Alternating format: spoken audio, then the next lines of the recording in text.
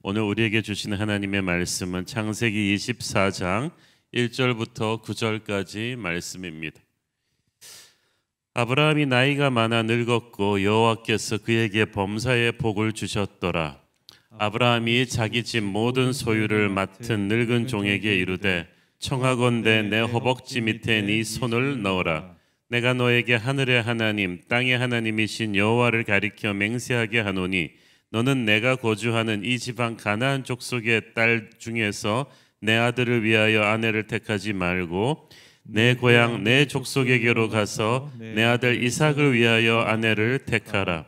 종이 이르되 여자가 나를 따라 이 땅으로 오려고 하지 아니하거든 내가 주인의 아들을 주인이 나오신 땅으로 인도하여 돌아가리이까? 아브라함이 그에게 이르되 내 아들을 그리로 데리고 돌아가지 아니하도록 하라. 하늘의 하나님 여호와께서 나를 내 아버지의 집과 내 고향 땅에서 떠나게 하시고 내게 말씀하시며 내게 맹세하여 이르시기를 이 땅은 네 씨에게 주리라 하셨으니 그가 그 사자를 너보다 앞서 보내실지라 네가 거기서 내 아들을 위하여 아내를 택할지니라. 만일 여자가 너를 따라오려고 하지 아니하면 나의 이 맹세가 너와 상관이 없거니와 오직 내 아들을 데리고 그리로 갈지 말지니라. 그 종이 이에 그의 주인 아브라함의 허벅지 아래에 손을 넣고 이 일에 대하여 그에게 맹세하였더라. 아멘. 나그네 생활을 수십 년을 가나안 땅에 사다가 마침내 그 죽은 아내 사라의 무덤을 위해서 처음으로 그 땅에 막벨라 굴 일대 그 부동산을 산 아브라함, 그는 그렇게 함으로써 장차 약속의 땅의 주인이 될 그 자기 후손들의 미래를 준비했고 비전의 교두보를 만들었다고 우리가 어저께 배웠습니다. 그것은 훗날 이스라엘 백성들의 영적인 구심점 같은 헤브론이 되죠. 그리고 세월이 흘러서 이제 점점 자신의 죽을 때가 가까움을 알게 된 아브라함은 이제 미래를 위해서 자기 생의 마지막 남은 중요한 프로젝트 하나를 추진합니다. 그것은 바로 자신의 아들 이삭의 배우자를 찾는 일이었습니다. 결혼 정년기 자녀를 둔 이 부모들이나 당사자들은 매우 고민들이 많습니다. 내 님은 누구일까? 어디에 계실까? 연애를 해야 되나 중매를 해야 되나? 또 요즘은 꼭 결혼을 꼭 안 해도 된다. 뭐 이런 생각들도 있고 이런 분들은 제일 싫어하는 말이 집신도 짝이 있다는 말입니다. 그럼 나는 집신보다 못한 존재냐? 막 그러기도 하고 부모 입장에서는 자녀들이 연애를 해도 고민 안 해도 고민이죠. 연애를 하면 이상한 사람과 하지 않을까 걱정이고 안 하면 저러다가 홍기를 놓치고 마는 게 한 고민이 있고 또 시대가 많이 바뀌어서 이제 당당한 싱글을 외치는 청년들도 많기 때문에 자칫 잘못하다가는 아이들과 또 척이 질까 봐 두렵고 그렇습니다. 아브라함의 경우도 이제 아내의 사례를 먼저 보내고 나서 아버지 혼자서 이 자식 결혼을 준비하는 것이 결코 쉽지 않았을 것입니다. 창세기 24장이 총 67절이나 돼요. 창세기에서 가장 긴 장입니다. 그런데 그 긴 장의 주제가 이 아브라함의 아들 이삭이 신부를 찾아서 결혼하게 되는 과정이에요. 참 희한하죠? 창세기 1장의 천지창조 엄청난 일이잖아요. 그건 딱 31절로 끝냈는데 결혼 얘기하는 창세기 24장은 그 2배가 넘는 무려 67장이나 되는 분량을 할애했다. 그 정도로 이 성경이 결혼을 굉장히 중요하게 본다는 걸 알 수가 있죠.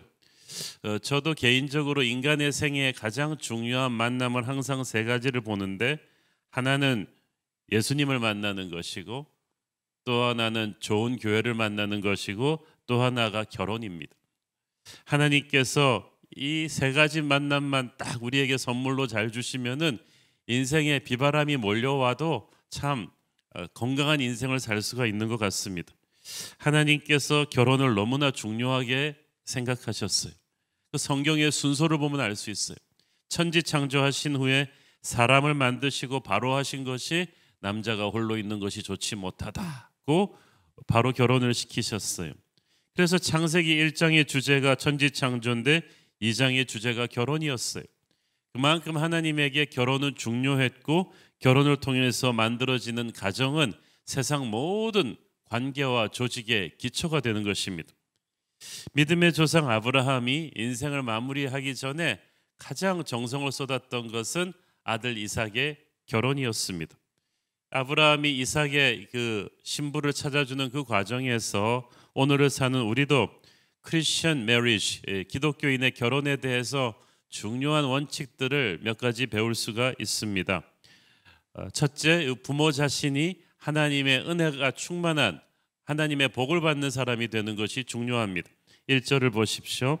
아브라함이 나이가 많아 늙었고 여호와께서 그에게 범사의 복을 주셨더라. 이때 아브라함의 나이가 140이죠. 그때 기준으로 봐도 장수한 거예요. 오늘날 우리도 이렇게 무병장수하는 거를 굉장히 중요한 복으로 생각하지 않습니까? 근데 단순히 오래 산다고 좋은 게 아니라 축복받은 인생을 살아야만 합니다. 아브라함은 오래 살았지만 그 삶의 길이 이상으로 중요한 것이 그 삶의 질이었습니다. 정말 풍성한 인생을 살았습니다. 왜? 하나님께서 그에게 범사에 in every way 모든 영역에서 무엇을 하든지 복을 주셨기 때문입니다. 여기서 중요한 사실은 복은 인간이 노력해서 억지로 얻어내는 것이 아니고 하나님이 주셔야 한다는 거죠. 영리한 비즈니스 마인드나 처세술, 시대를 읽는 판단력 이런 걸로 따지면 아브라함이 영악한 조카 롯에 비해서 한참 떨어집니다. 좀 어리숙한 사람이기도 했습니다. 아브라함은. 그런데 그러니까 두 사람이 만약에 코리안 시리즈 스포츠 경기를 한다고 하면 대부분의 전문가들은 아마 롯의 성공에 걸었겠죠. 그런데 결국 최후의 승자는 아브라함이에요. 영악한 롯은 여우처럼 살았지만 번번이 자기 꾀에 자기가 망했죠. 근데 아브라함은 우직하게 하나님을 붙잡고 가니까 모든 영역에서 평생을 복을 받습니다. 여러분, 복은 나의 영악함과 몸부림으로 쟁취하는 것이 아니고 하나님이 선물로 주시는 거예요. 아브라함은 하나님의 선물인 복을 받을 만한 그릇이었던 것입니다. 또 복은 한두 가지 잘 되는 게 아니라 in every way, 범사에 모든 면에서 골고루 잘 되는 것입니다. 사업도 그렇고 신앙생활도 그렇고 부부관계도 자녀관계도 모든 영역에서 복을 누려야지 한 군데가 잘 되고 한 군데가 무너지면은 참 가슴 아프죠.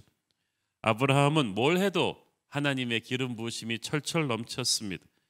좋은 아내를 두었죠. 좋은 자식을 두었죠. 비즈니스도 성공했죠. 주변 이웃들로부터도 존경받았죠. 무엇보다도 하나님의 약속과 보호하심이 그를 항상 감싸고 있었습니다. 시편 1편 3절에 그 복 있는 사람의 그 이야기가 나오지 않습니까? 시편 1편 3절 그는 시냇가에 심은 나무가 철을 따라 열매를 맺으며 그 잎사귀가 마르지 아니한 같으니 그가 하는 모든 일이 다 형통하리로다. 이건 아브라함을 두고 하는 말입니다. 아브라함은 바로 그 복 있는 사람의 샘플입니다.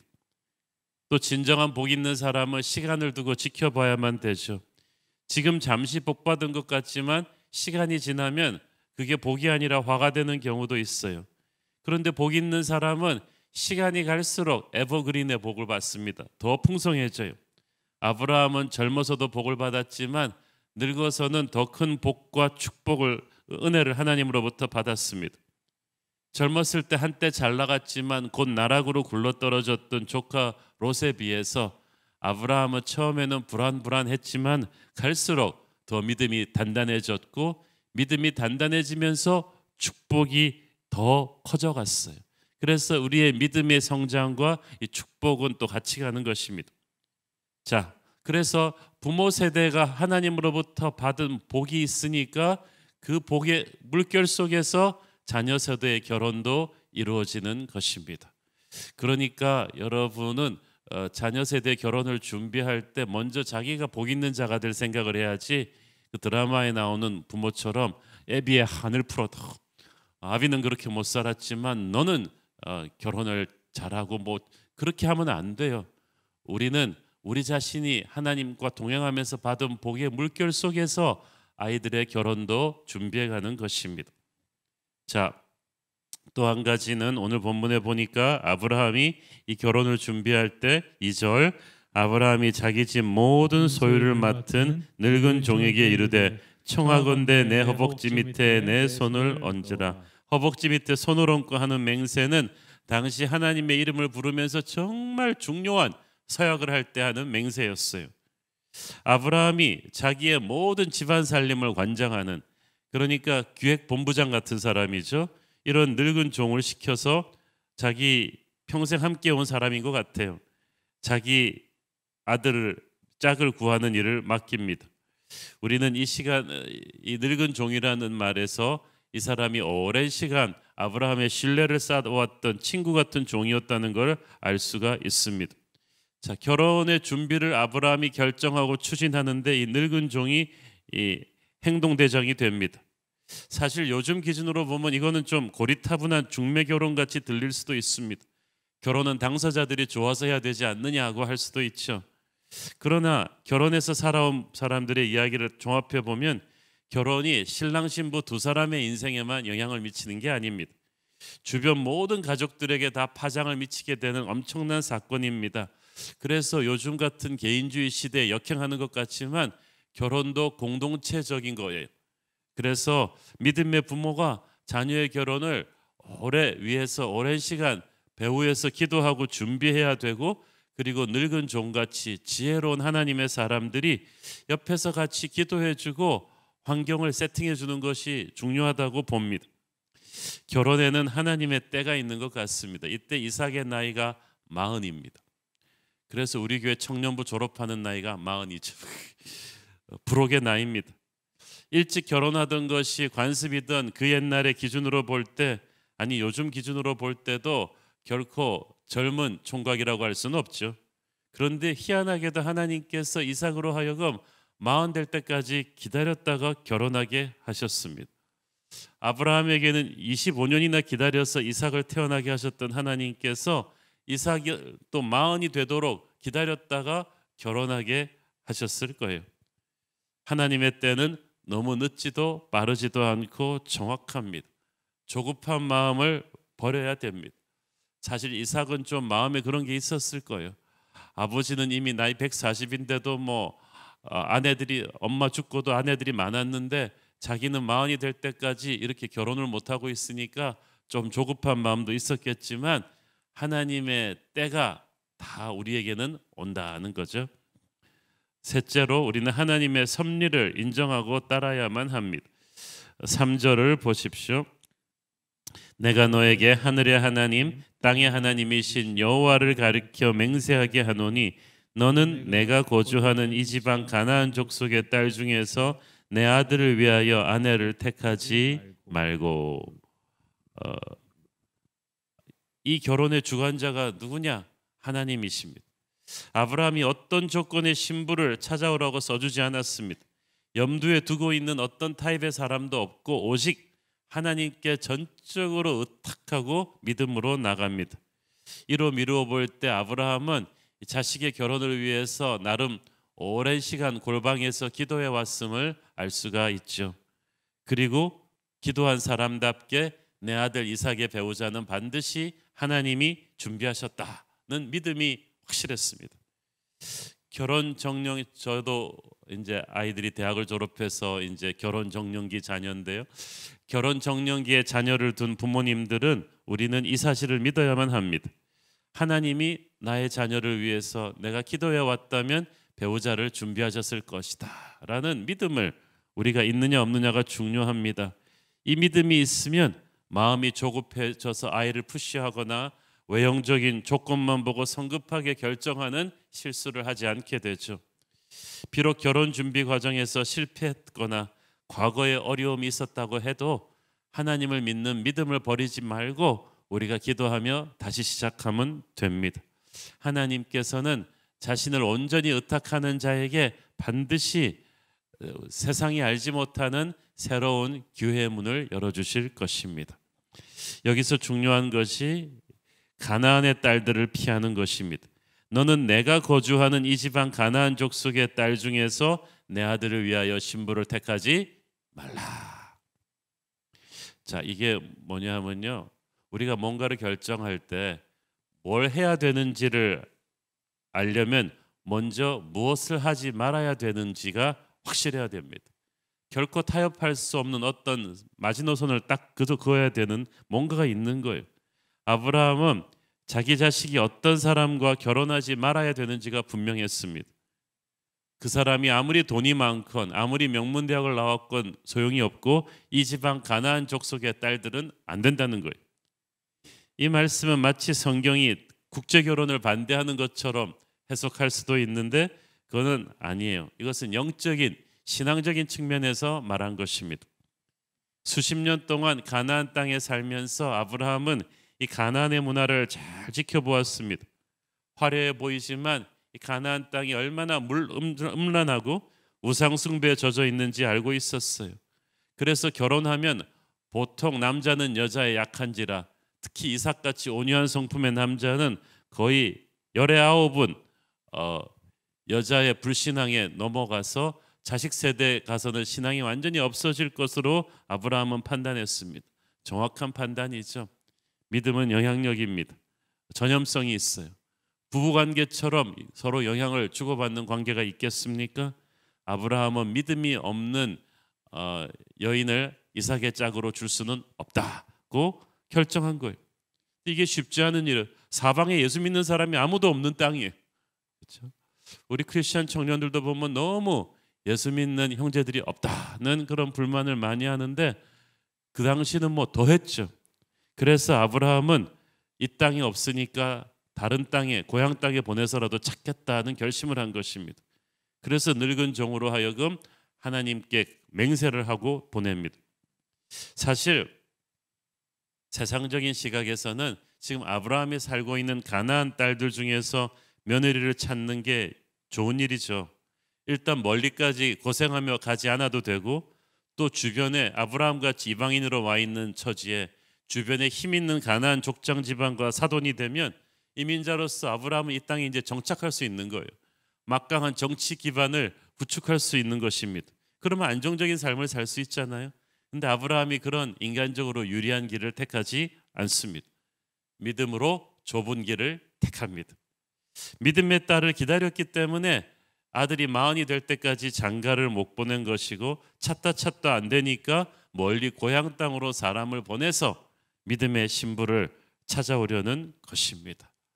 많은 분들이 어떻게 사람이 모든 걸 다 갖출 수는 있냐고 하면서 신앙 없는 걸 너무 쉽게 타협합니다. 그러면서도 상대 배우자 학벌, 외모, 재산 이런 것도 절대 타협을 안 하죠. 왜 항상 그렇게 쉽게 타협할 수 있는 게 신앙인지 모르겠습니다. 정말 믿음을 가진 배우자를 찾아야 된다고 결심하고 간절히 찾아야 보았습니까? 정말 믿음이 중요하다는 확실한 기준으로 열심히 기도하면서 주변 사람들의 도움을 구하며 노력해 보았는가? 근데 우리는 처음부터 요즘은 너무 예수 믿는 청년이 없다, 그거 안 된다고 단정하고 들어가는 거 아닙니까? 여기서 믿음이라고 할 때 요즘 현실에서 꼭 목사나 선교사 수준의 신앙 가진 사람을 찾으라는 것은 아닙니다. 어떤 믿음 좋은 자매들은 너무 형제들의 신앙심을 비현실적으로 높은 수준으로 잡습니다. 새로운 교회에서 너무 신앙교육을 잘 시켰나 봐요. 그래서 자매들의 기준이 목사님들의 신앙 기준이.